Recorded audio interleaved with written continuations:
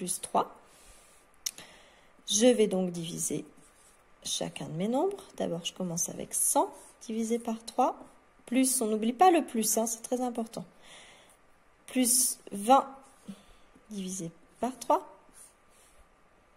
plus 3 divisé par 3. Hop, je me demande,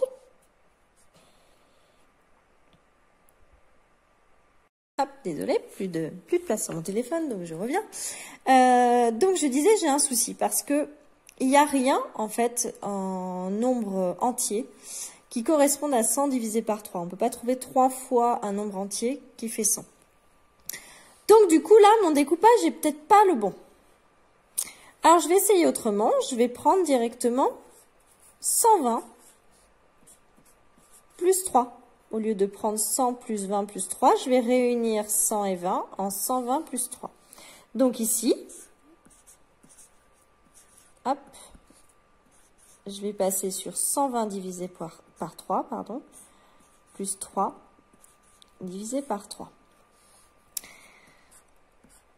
Donc je vais chercher 3 fois combien qui fait 120. Alors, ça va vous demander de faire soit des petits calculs à côté, soit vous pouvez prendre la calculatrice si vraiment vous avez beaucoup de calculs à faire et que vous n'avez pas le temps. Mais comme on a le temps, on va faire des tests. Donc, on va chercher, c'est ce qu'on appelle une recherche par tâtonnement, c'est-à-dire qu'on va faire un essai. Alors, on va essayer, tiens, 30 fois 3. Combien ça fait 30 fois 3? 3 fois 0, 0, 3 fois 3, 9. Je suis à 90, donc ça va pas. Je continue. Donc c'est plus grand que 30, puisque 90, c'est plus petit que 120. Donc je vais essayer avec 35. 35 fois 3. Je vous rappelle qu'il faut qu'on atteigne 120. 120 dans la table de 3.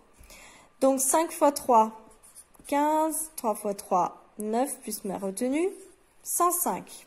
Bon, c'est toujours pas ça. Alors je vais essayer avec 40 fois 3. 3 fois 0, 0. 3 fois 4, 12. Et j'obtiens 120. Donc, je peux dire que 120 divisé par 3, ça fait 40.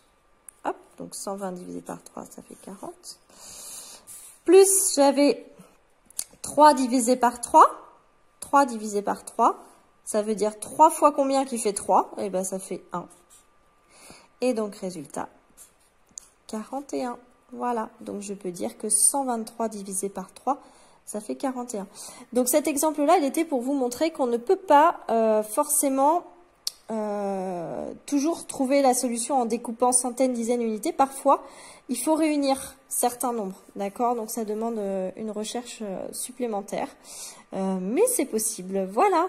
Je sais que c'est une notion qui n'est pas forcément très simple, mais le principal, c'est vraiment que vous compreniez que l'inverse de la division, c'est la multiplication, et que la division fonctionne toujours avec la multiplication. Voilà, faut garder ça à l'esprit.